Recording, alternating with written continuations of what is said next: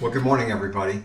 Our reading today is from the first half of Luke chapter 19, but today we're only going to look at the first 10 verses, and I encourage you to read the rest of the first half of Luke, and we'll have to discuss that at another time. This is an important part of Jesus' movement now towards Jerusalem and towards Holy Week. Jesus is in Jericho. It's his last stop before he ascends up the mountain to go to Jerusalem, where he's going to make his triumphant entry into Jerusalem on Palm Sunday. And of course, Palm Sunday is the beginning of Holy Week. And at the end of Holy Week, we know that Jesus goes to the cross and dies for our sin in our place.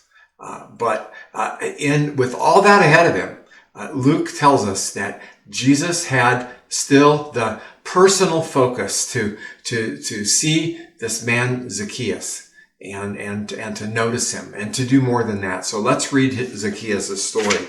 It says, Jesus entered Jericho and made his way through the town. There was a man there named Zacchaeus.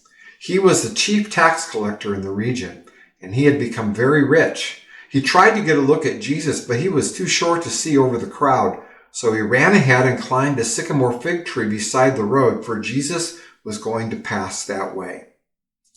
So we learn a lot about Zacchaeus in these opening verses, that he was a chief tax collector and he was rich.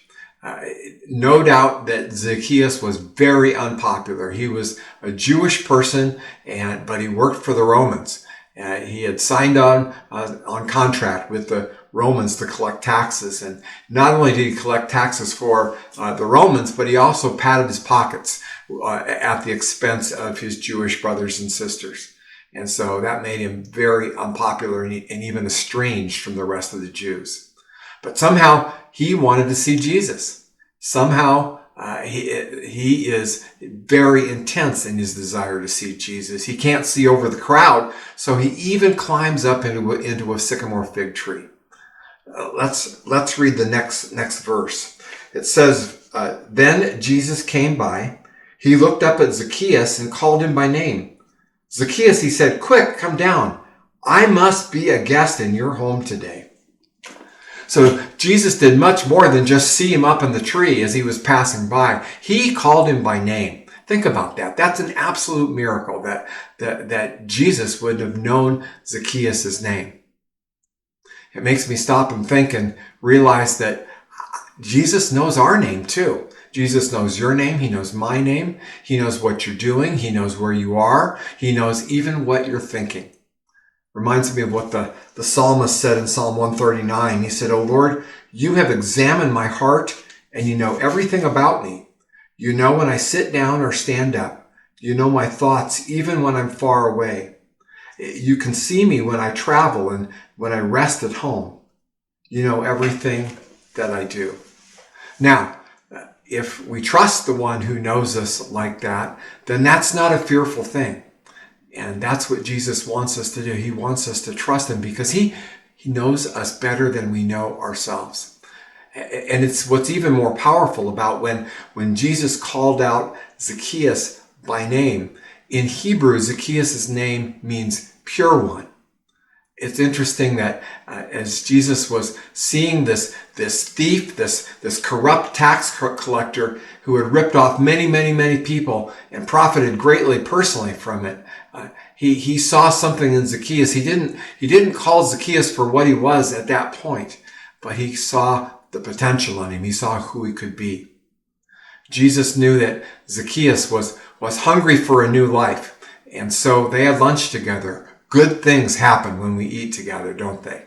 It's just one of those things. We seem to have great conversations at those times, and we don't know what was said at lunch, but listen to the verses that come after lunch.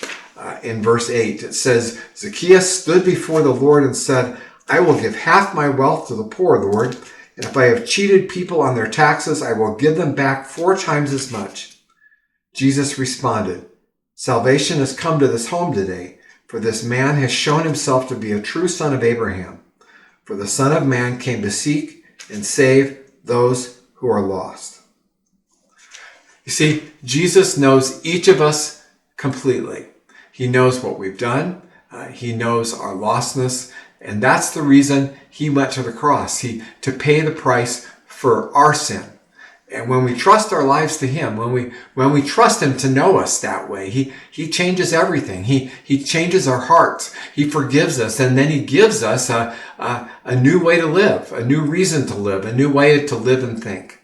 And serving becomes our way of living. When we see something that's been wrong, we want to make it right again.